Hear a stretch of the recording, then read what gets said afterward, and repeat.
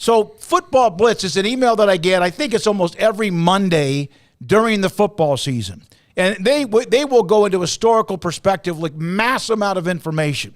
Actually, I first saw this from Craig Haley, who works for the, I think it's the Football Writers of Association of America. But if you think about Blue Bloods, the Blue Bloods, and there's about 3 to 5 names that are maybe out of this that because they haven't had success for that long, like Miami and Florida State, even though Miami's really kind of gone into a little bit of a shell. So here is the first page. This is from themediablitz.com.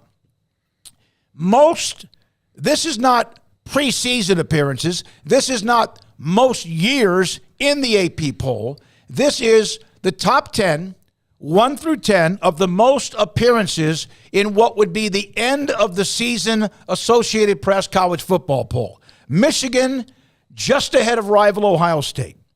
This is top 25, not top 5, 10, or 15, top 25. Oklahoma, this is not a surprise. These first 5 names, none of them are a surprise. USC 6, not a surprise. Texas 7, not a surprise. Nebraska 8, despite what has been 20 years, maybe at least 12 or 13 years of yuck. Penn State, not a surprise. Tennessee at 10. Now, these are the top 10 most final season AP poll top 25s. 87 years they've done this, and Michigan has been ranked, which is probably about 75 or 80% of the time, at 63. Think about the bubbles. Michigan has pretty much always stayed relevant, right? They've had maybe some ups and downs, but they've really been pretty consistent. Nobody may be more consistent than Ohio State as far as in my lifetime. Oklahoma, they had the Snellenberger, John Blake years. They really struggled, and they're right there in the middle of it. Alabama, they haven't been Nick Saban, Paul Bear, Bryant, Gene Stallings all the time. There's Notre Dame. They have won a national title since 1988, and they've had some ups and downs. USC, they had their wilderness, I guess you could say, after the NCAA, although they continue to win. Texas has had a couple of bubbles where they kind of were there, but they weren't, especially like in the last 10 years. They've still finished in the top 25. I don't know how many since 2009, but they have. And then Nebraska, I don't know how. I don't think they finished in the top 25 at the end of the year, and I don't remember the last time they did. Maybe 1 year under Mike Riley, and I can't even tell you when. And then there's Penn State. They've had their bubble, and I mean by that the ups and downs. And then Tennessee, which they went through a long time. They just weren't high level. But you don't see Georgia there. And, of course, Georgia, they've had their wilderness. You don't see Florida State, Miami only because, and they've had some times, but they just haven't been around playing football very often since, the 70s? Yeah. And who was it Miami that actually almost canceled their football program? Yeah, right before Snellenberger. And until Bobby Bowden arrived at Florida State and took on everybody, whoever, Oklahoma, Notre Dame, Nebraska, did not matter. Played anybody, anywhere, anytime. That was in the mid to late 70s when they said, the hell with it. And so that's 50 years.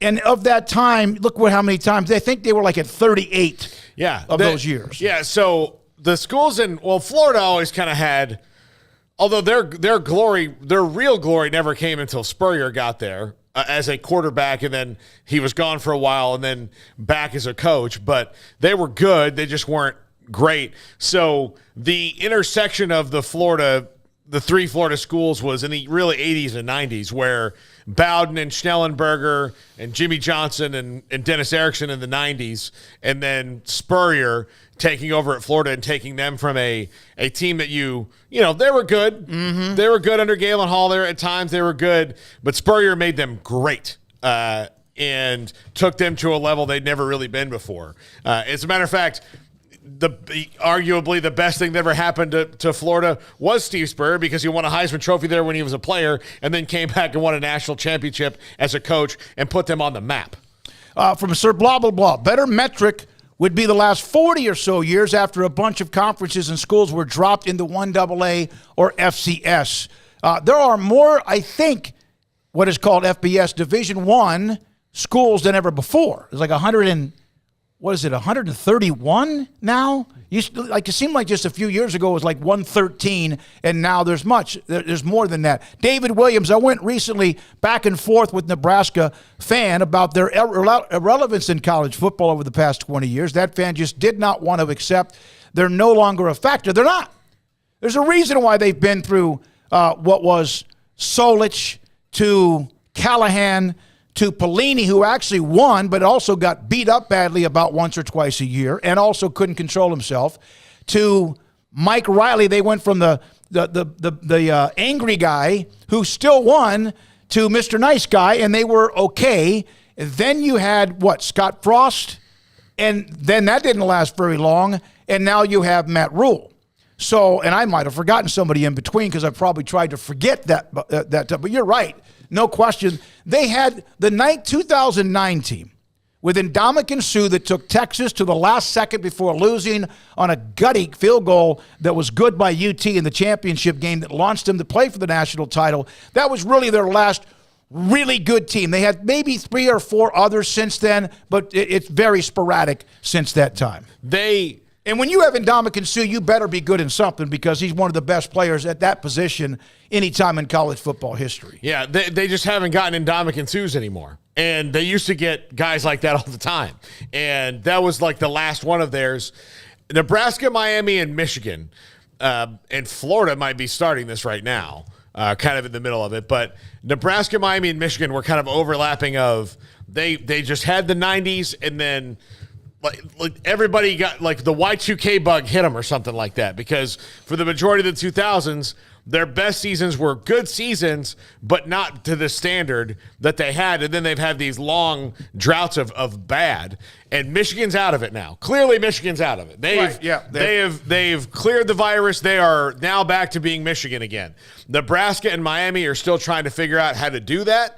And again, new coach for Nebraska this year, Mario Cristobal in his second year coming up. So we'll see. And for the most part, like, we're not talking about, short, like 5 to 6 year periods. We're talking about decades now of them not being in contention for the national title, which when you started out the season, when Howard Schnellenberger and Dennis Erickson and Jimmy Johnson were recruiting, their goal was, how do we get players to win the national title? Yep.